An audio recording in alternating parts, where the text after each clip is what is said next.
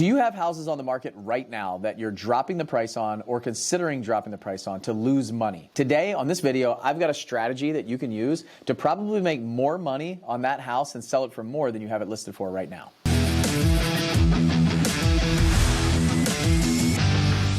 All right, today what I want to talk to you about is a strategy that I've been using for years. I actually learned about this strategy about 6 or 7 years ago as I was wholesaling houses. I bought quite a few homes and started seller financing. So I sold these houses. I was selling them on owner financing and not buying them on owner financing, although you could do both.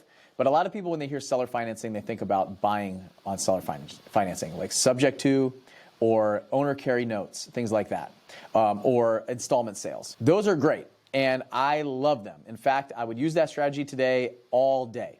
However, a lot of you have houses that are sitting on the market and you're trying to kind of survive this gap in the marketplace where sellers are not willing to reduce their prices, right? And that's you. You're a seller right now. You're turning into a motivated seller. You've got flips that you ran numbers on. They might have been tight. You might have had small profits. You might have gone over budget, over timeline, all those things.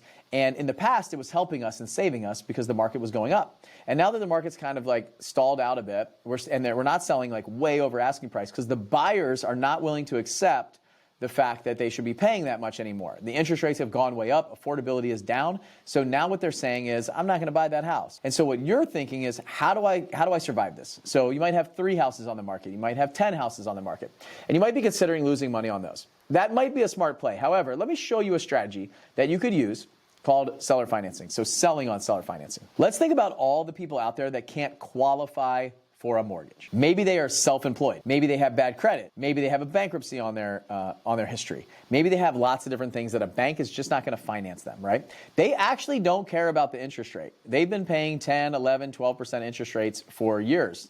For the past 5 years, I've got a 10.5% interest rate on a house that I've been owner financed to somebody 7 years ago. And I've got quite a few of those. So what you guys need to realize is it's not about the interest rate. It's not even about the purchase price. What it is about is the payment.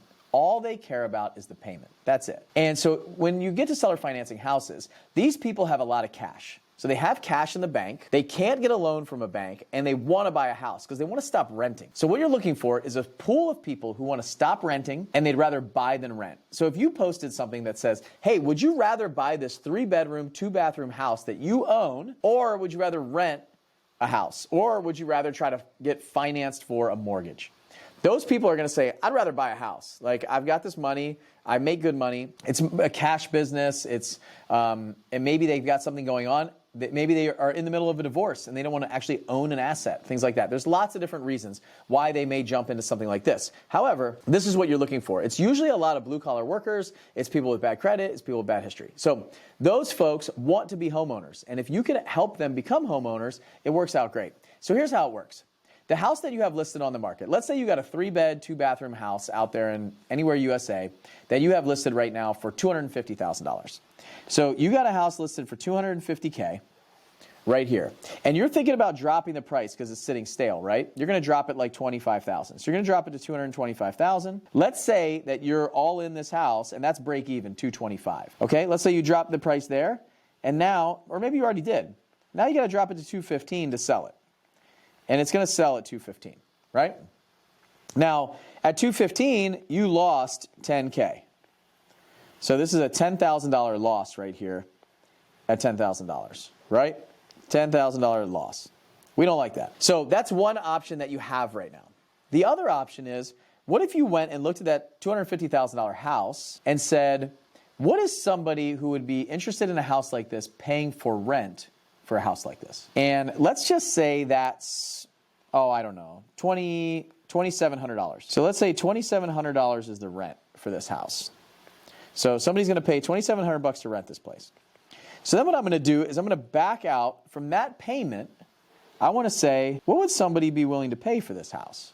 So at $2,700, what can I back out to say this is the purchase price of the home with a down payment and a loan on my terms? So if they're willing to pay $2,700 and they're getting a house like this, well, what if they could buy the house? What if they could own the house at a $2,700 a month payment?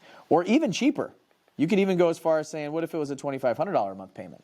So if I use $2,700 a month in a payment, and typically our interest rates are somewhere between 9 to 10.5%, right? And let's say this house, these are some assumptions that I'm going to make. Let's say property tax on a house like this is $1,500 a year. Now, you're going to have to do this in your local area. Let's say insurance is $1,500 a year. So this is insurance, this is tax. So we're looking for PITI, right? So we're looking for principal, interest, tax, and insurance. So if I get PITI payment, so I want it to equal this $2,700. This is what I'm looking for. So I want my payment to equal my rent so I can get this house. So if I start backing this out, and we'll use 10% interest for ease of math, what I'm going to have to do is plug some of these numbers into a calculator. So I've got a mortgage calculator, and if I plug this in, 10% interest rate, and you can adjust the term, right? So I put a 20-year term in, but you can go out, if you want to put a 30-year term in or a 25-year term in, that's how you can adjust this payment, right? Starting October 2022, my property tax is $1,500 a year, no PMI, my home insurance is $1,500 a year, no HOA, conventional loan, and I want to start adjusting my payment to be $2,700. So I'm adjusting the purchase price of the house and the down payment to see where I can end up with $2,700. So right here, what I did was on this sheet, you can see down here, I got 10%. This is my rate, 20-year AM. And if I want lower payment, I can just I can take that 20 years to 25 years or 30 years. I can kind of extend it out. And people don't really care about the term. You got a 30-year term on your house probably. They care about the payment, right? So then I could give them some options. Hey, do you want to pay this off in 25 years or 30 years? And we can get the payment down. So that's how you can make some adjustments. So right here, what I did was I plugged in the purchase price of the house. In this case, I put in $275,000 purchase price. So here's a $275,000 house with a down payment of $27,500. So they're putting $27,500 down. And if you want to make it easy of math, I can put $25,000 down payment. Pretty much the same thing for them. So let's do that. $25K. Most of these people have $25K. We're getting $20,000 down payments on a $100,000 house or $120,000 house. The loan term is 20 years. Rate is 10%. We got all this stuff. So $275,000 house, $25,000 down. So that's a $250K loan. At 20 years, 10%. This kicks out a payment of $2,662.50. So right there. The total interest that they will pay to you is $329,000 over that 20-year period. And they'll pay $639,000. So have you ever seen the full amortization schedule of your loan? The cool thing is here, most of what happens in the beginning is interest to you. So now the question becomes, who is going, like I have an underlying loan on this house. Maybe I have a private money lender or I have a hard money loan on this. So now what you're going to need to do is figure out how you're going to go finance this property. So you probably have to refi out of that. If you have a hard money loan, a high interest loan, you might have to refi on it. Although, here's what we look at right here. Here's my mathematical equations. I've got $25,000 that goes in my pocket today, right? On the down payment. They move in, $25K goes in my pocket. I get a $2,662 payment. 15, so there's like 100 of that goes to tax. 100 goes to insurance. So maybe I'm a little bit more than that, right? So let's take $2,400 probably goes in my pocket. Now, if my underlying loan on this is $2,000 a month, then I'm also putting $400 a month in my pocket in cash flow. So what you can see here is a house that I was considering selling for $215, I could probably sell for $275, and it was stale on the market at $250. But if I can find somebody with a $25,000 down payment that's looking to make a $2,700 a month payment per month to own a house instead of renting a house, I can seller finance this house to them. And this is what you guys need to start thinking about right now in today's market.